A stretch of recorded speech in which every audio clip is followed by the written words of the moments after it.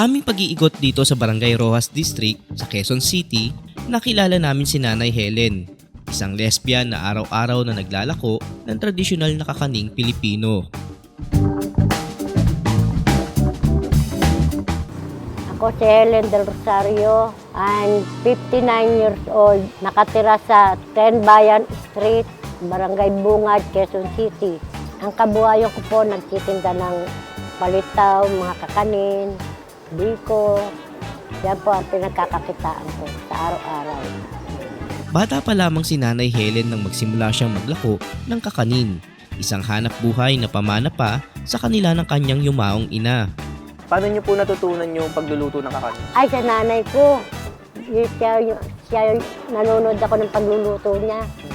Mga kakanin niya, mga biko. Yun nga lang, hindi ko na kaya magluto yung mga ginatan ng marami. Pero matagal na kami dito nagtitinda nung araw. Marami kami magkakapatid nag-iikot-ikot dito.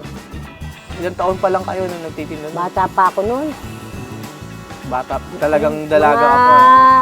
11 years old pa lang ako noon. Lako-lako na ako dito.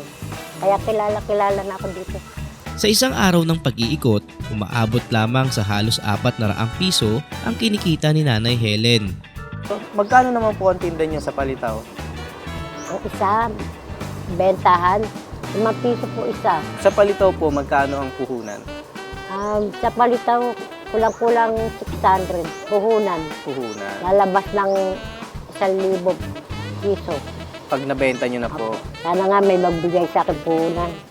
para Para hindi na ako palakad-lakad, maaari. Ang sakit talaga ng tuhod ko eh.